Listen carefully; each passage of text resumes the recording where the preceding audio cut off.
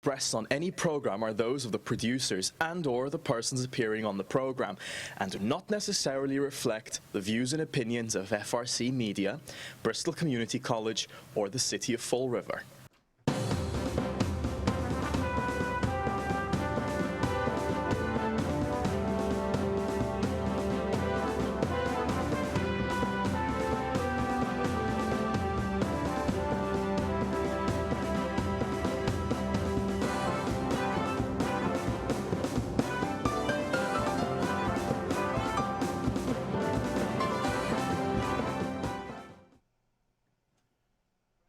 Welcome to Spindle City Straight Talk. I'm Chip. And I'm CJ.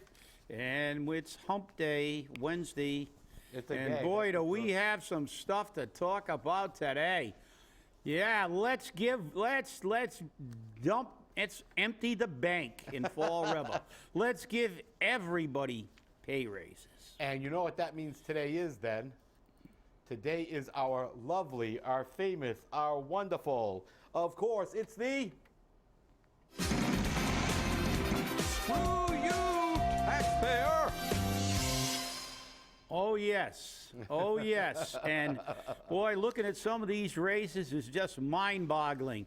The moral of this story is, if you want a job, get a job in Fall River. Get to those mayoral fundraisers and empty your wallet a little bit, and you'll get rewarded a lot. That's it. Because, I mean, we'll go over these, I guess, almost individually. And remember, though, that's only for management positions. Man, and that's right.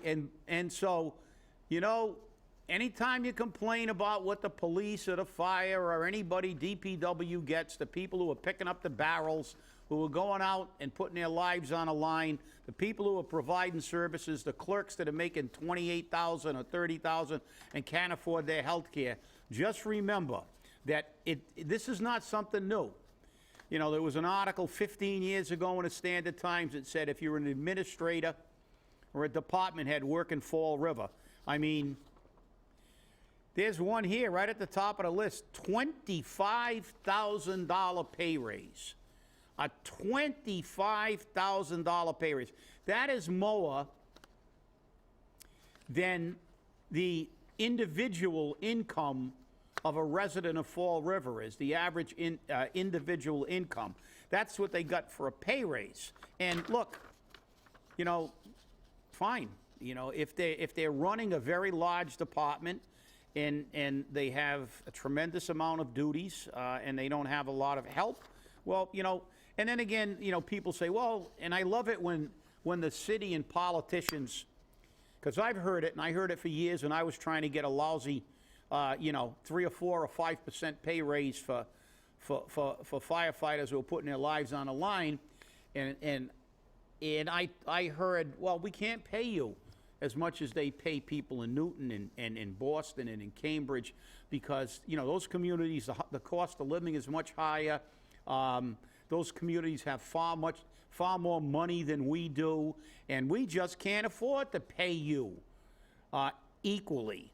And look, that's something that's, look, and I understand that. I understand that. You know, if you go to San Francisco, we talked about San Francisco on the last show. If you're making $80,000 a year, you can't even rent an apartment.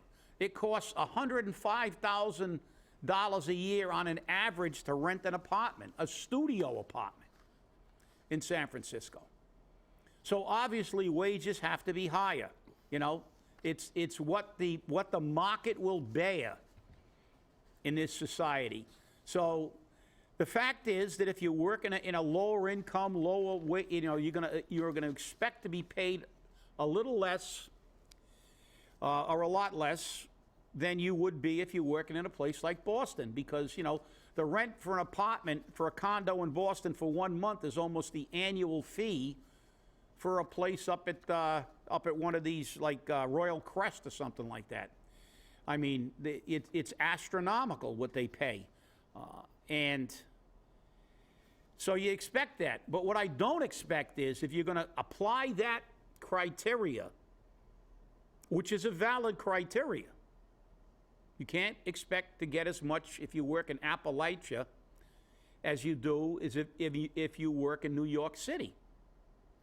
But, so if you don't like that wage, move to New York City and try to compete for a job and don't stay in Appalachia. But what disturbs me is when I see politically connected people and administrators in this city getting paid, and the rationale is, oh, that's what they get paid. That's what, that's what people who get paid in Boston. Parity. And what's that? Parity. Parity. That's what they always say. Parity. Exactly. Parity. Yeah, Parity. Well, the thing is, you can't even use that word when you try to bargain, when you try to bargain for the people who actually do the work. Because when I went in to bargain, and we went to the Joint Labor Management Commission to argue, we were told that we had to have our universe of only communities within our size. Right. We couldn't use Boston. We couldn't use Springfield. We couldn't use those communities. We had to use the communities, and then some of those communities were immediately thrown out at the table because of the income they have. Newton was out. Right. We were looking at a median of these 10 communities, including Fall River. It wasn't like I had to have, every firefighter in a state has to have parity. There are economic considerations that are not used in Fall River. Because the thing is that the first thing you have to prove when you go fight for a pay raise for the people who are doing the work is the ability of the city to pay. Right. And every time you go in to negotiate for people who work, they go, we can't afford it. We can't afford stamps. We can't afford for any department head to use overtime. They've been directed not to spend any money because there's no money. Yet there's money for all these pay raises. Well, the thing is, if we can't afford it for the people who are doing the work, there should be parity between the people who work for this city and the people who run those departments. Why don't we look at where Fall River's office personnel, firefighters stack up in relation to the communities of our size throughout the state? And let's put Fall River in its rightful place. Try to at least get a median, which we had to do. Try to get a median, not the highest one, but parity only. That word is only allowed. It's only allowable if you're a department head or a political appointee. It's not allowed for the people who do the work. It's only allowed for the people who are running the show, with a lot of help, by the way, from people who are underpaid. So, that's what disturbs me about this whole scenario. There's a total disregard for the taxpayer. There's a total disregard for the people who actually do the work. And like when I look at these pay raises, 25,000, but let's look at this also. 10,000, But let's also look at this, and let's be realistic. This is for EMS, number one, which now also wants to be Group 4 classification. And they want to change the title from the Supervisor of Emergency Medical Services / Director of Emergency Medical Services to Director of Emergency Medical Services. The current salary per ordinance is $74,231.30. But he's being paid, or she's being paid, over $80,000. And how did they say they were paying outside of ordinance? Anyone have an idea? Yeah. It's called stipends. Yeah. And the other thing is, we're looking at the $108,000 annually. They're changing it to director and trying to make it like it's a department. That's not a department. It's part of another department that oversees that department. But the if it's an entity, and I don't have a problem. Right. If they want to make this an entity, carve it out. Right. Take it out. Because you have a whole tier of administrators that are getting big money. What's going to happen to this position at $108,000 when ultimately they said, and they lied, of course, because it's never going to happen, when they bring EMS into the fire service? Are we going to maintain that director of EMS at $108? You bet your butt we are. It'll probably be higher. It'll probably be higher. It'll probably be higher, but you bet your butt you're not going to lose the high-paying salaries, so they're going to give them to their friends, even though they're supervising mostly part-timers, and it's within another department that oversees that department. They're part of the fire department. And then, that's not the only, but that just happens to be the highest. But then we go to building and grounds. So we're going to change that title. From project manager, division of streets and highways. So we're going to go from not to exceed 65,000 to not to exceed 98,000. So 65 and $33,000 more. $33,000. Okay, there's a $33,000 raise. Again, 25, 33, and then we go down to streets and highways, where we go from. I'm hearing that message again. I'm hearing that in the background. Every time you turn around, I'm hearing that in the background. $33,000 a year. So, I would like to see, I don't know where some of the people that were hired during this administration for 70, 80,000 are now pushing 100,000 or over 100,000 in less than 2 years. Remember. Some of them are 60 days or less. Remember.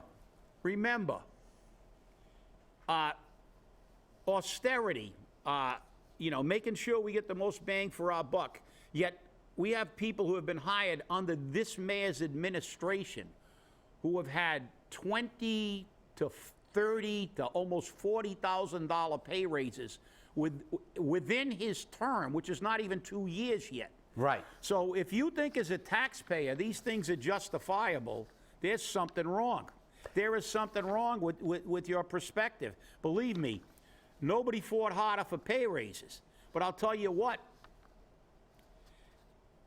I didn't get a $25,000 pay raise probably over the course of my career. And it's, when you're fighting, and I know the police are without a contract right now. When you're fighting, and I look at the unions getting 2 and 0 and 3, I don't know how these people are even not out in the middle of the street screaming and picketing, because they're probably feeling that they will, once they see their supervisors and their department heads get $25,000 or $30,000 pay raises, that they're going to do better in the next contract cycle. I'm going to tell you from experience, you're not. Well, you're not going to do it, and I'll tell you what. You may suffer from this, because this budget is going to be so strained with this unfettered spending that ultimately it's going to bite everybody in the butt, and we're going to have to get, again, what Career did. They're going to be asking for concessions. And they're not going to get concessions from these people. No, they never take the concessions from the management. They don't take it from here. They're going to be saying, we can't afford to pay you. But just remember, the yous out there, that you had to get 0 and 2 while somebody was getting 25,000. And if you think that's going to work, you're a terrible negotiator. Because look at history. Historically, no matter what these people got, we had to go in there and fight tooth and nail for 2, 3, 4%. And if you ever got, in the old days, we used to get maybe 5, 6, or 7 when a city had $12 million in the bank. But those days are gone. You're looking at 0, 2, and it's just, again, government taking care of themselves. And we'll go into the state a little bit, touch on the state a little bit in a minute. But that's the thing. Yeah, before we move there, though, I mean... No, we're not going to move there now, but... Here's the stupidity beyond this. Now, you're looking at building and grounds. It says here, project manager, building and grounds, not to exceed $65,000 for the buildings and grounds from 62 to 883. Okay? But they're going to change the salary of the director of buildings and grounds not to exceed $98,000, as we spoke about. But here's the thing. Then they changed the name of it.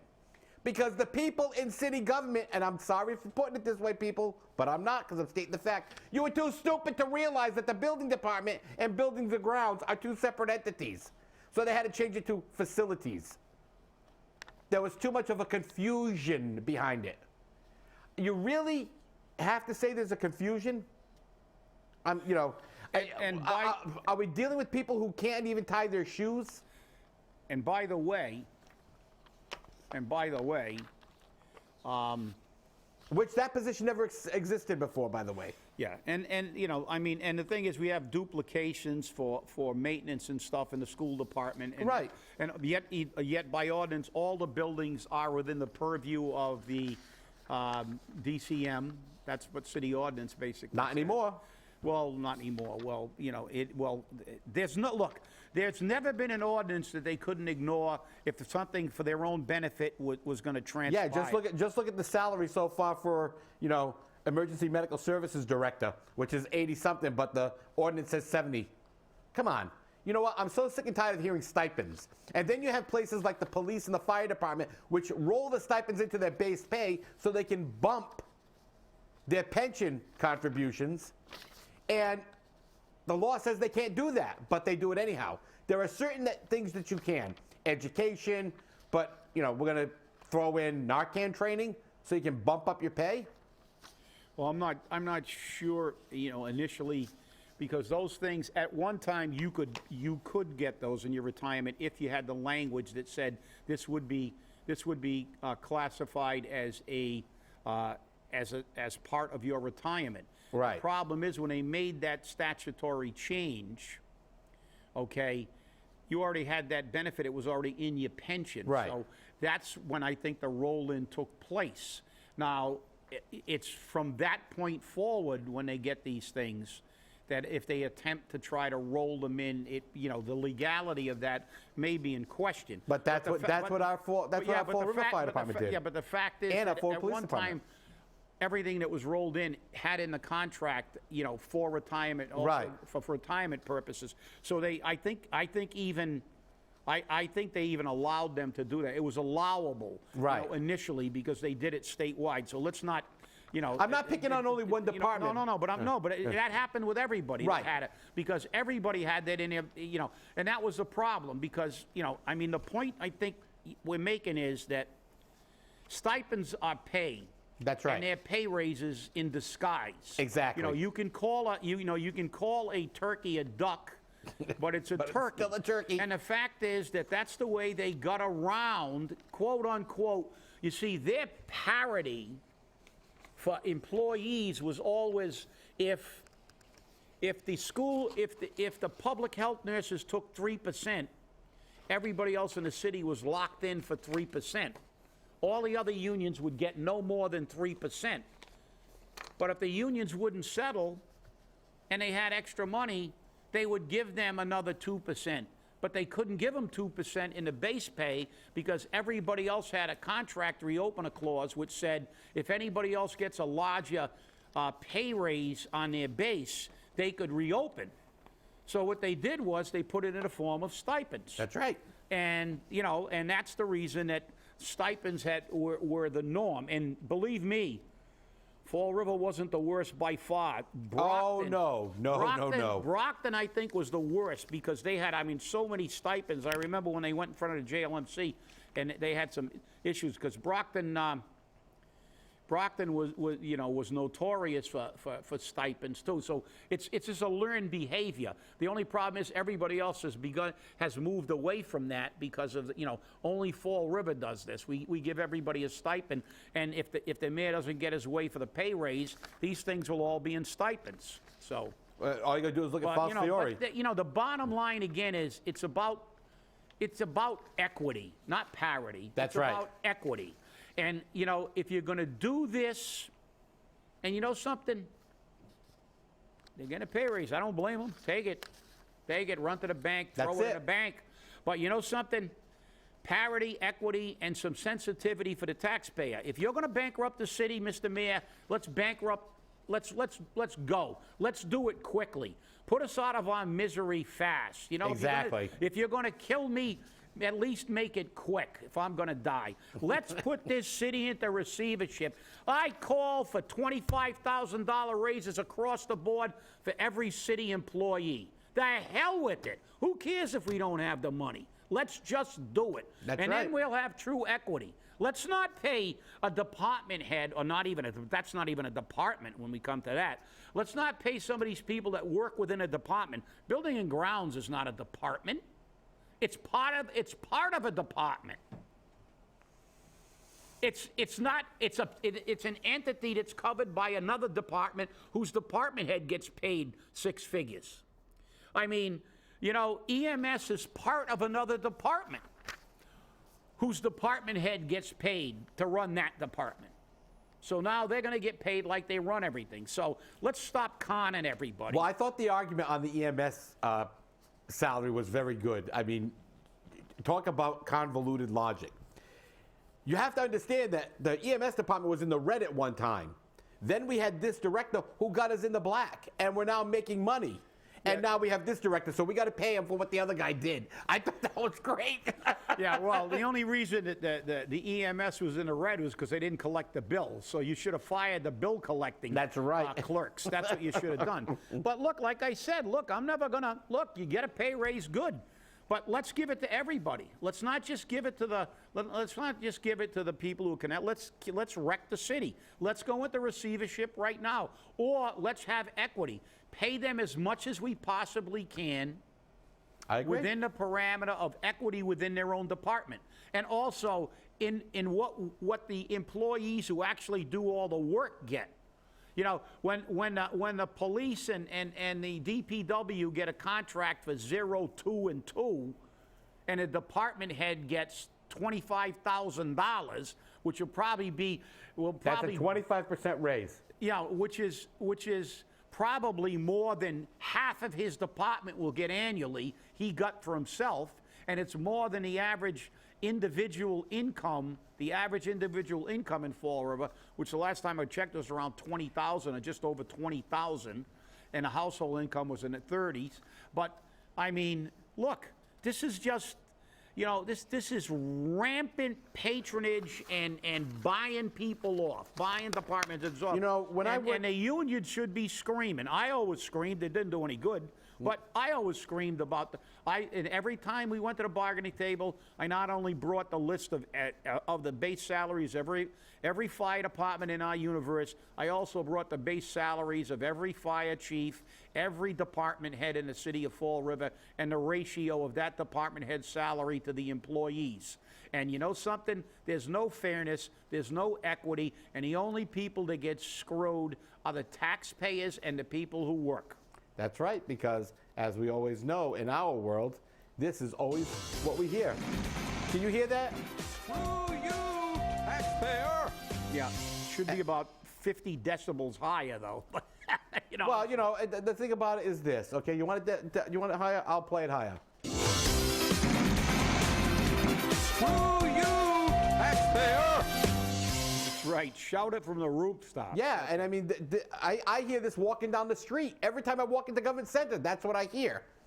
And, you know, it's very interesting because I was asked today very clearly, what is it with the Great Feast of the Holy Ghost that you have a problem with? Which has nothing to do with some of this, but it does have something to do with it.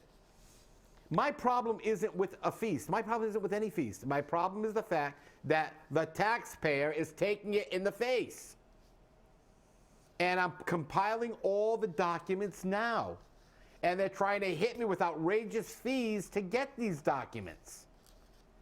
And that is truly piss poor. Why is it so hard for citizens to get the information they should be able to obtain easily? Why isn't it easily available on the website? Why isn't it easily available in the office of the treasurer? Why isn't it easily available in the public library? No, because if we did that, then we would have what? True transparency. And what don't we want in Fall River? Contrary to what the administration constantly says, we don't want that. Well, did any of us know that we know what they're doing to Froed in the rent situation, but again, we're going to see how much government cares about the people.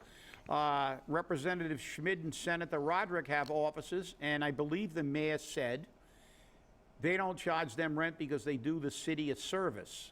I want to know what service they do us. Well, they provide the service they were elected to do, which is supposed Right. to be represent its people. But they do get money from the state for rent for office space. That's right. For their district offices. And guess what? I believe the rep gets 30,000. I believe it's 30 for the rep and 40 for the state 40 for senate. the senator. And guess what happens if they don't have to pay rent? Guess who keeps the money? The rep and the senator.